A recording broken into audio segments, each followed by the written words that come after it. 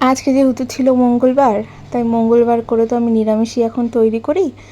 তাই নিরামিষের দিনে না ভীষণ চিন্তা হয়, যেন কী সবজি তৈরি করব সেগুলো ভাবতে ভাবতেই না মাথাটা খারাপ হয়ে যায়। সপ্তাহের প্রত্যেকটা দিনে কি হয়, অন্য রকমের মাছ তো আমরা করি, তার সত্ত্বে অন্য কিছু একটা ভাজা বা যে কোনো একটা সবজি তৈরি করলে হয়ে যায়। এবার যেহেতু নিরামিষের দিনে পেঁয়াজ রসুন এসব কিছু খাওয়া একদমই যাবে না, তাই একদম হালকা পাতলার মধ্যে কি তৈরি করব সেটাই ভাবতে থাকি আগের দিন থেকে। আমার বাড়ির পাশে এই কাকুর বাড়িতে একদম ফ্রেশ লাউ শাক হয়েছে। এত সুন্দর কচি কচি লাউ শাক আজকে সকালেই আমাকে দিয়েছে, তাই সেইটার জন্যই আজকে তৈরি করলাম পাতলা করে একটু লাউ শাকের ঝোল তরকারি। এর মধ্যে না সমস্ত সবজি তো বাড়িতে ছিলই, সেগুলোও দিয়েছি, আর তার সাথে অল্প একটুখানি মটর ডালের বড়া করেছিলাম।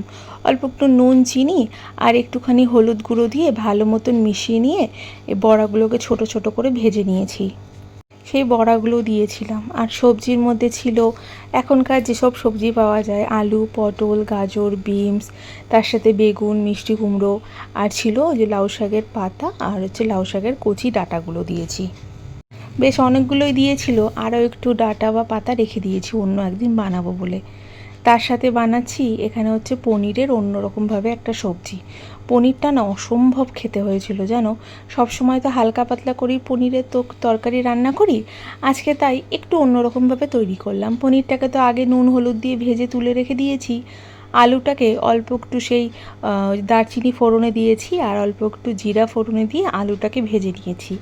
প্রথমে একটা মশলা দিলাম, যেখানে আদা টমেটো আর লঙ্কা বাটা ছিল, সেই মশলাটা ভালো মতন কষিয়ে নিয়ে আবারও একটা মশলা দিয়েছি, যেখানে কাজু বাদাম টক দই আর অল্প একটু চারমগজ দিয়েছি। এবার সমস্ত মশলাকে খুব ভালো মতন একদম তেল ছেড়ে দেওয়া পর্যন্ত কিন্তু কষিয়ে নেব। প্রত্যেক মঙ্গলবার তো পনিরটা আমি করি, যেহেতু পনির হলে না আমরা দুইজনই ভীষণ খুশি মনে খেয়ে নিই। আর শুধু একটা পদ দিয়ে তো আর খাওয়া যায় না, আরও একটা কিছু লাগে। তার জন্য কি করি, সব সময় সেই আরও একটা হালকা পাতলার মতো সবজি বানাতে চেষ্টা করি। সমস্ত কিছু খুব ভালো মতন ভাজা হয়ে গেছে, আর সাইড থেকে দেখো তেলটাও ছেড়ে দিয়েছে। এখন আমি পরিমাণ মতো জল দিয়ে দেব। জলটা একটু ফুটে গেলে পরে তার সঙ্গে অন্যান্য জিনিসগুলো অ্যাড করব। সারা সপ্তাহ যেহেতু মাছ মাংস ডিম এসব কিছু রান্না হয়, তখন না বেশি চিন্তা থাকে না।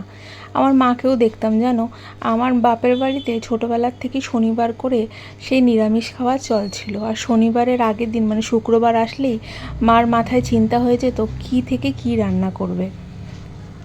এখন সেই জিনিসটা আমার মধ্যে দিয়েও আমি দেখতে পাই।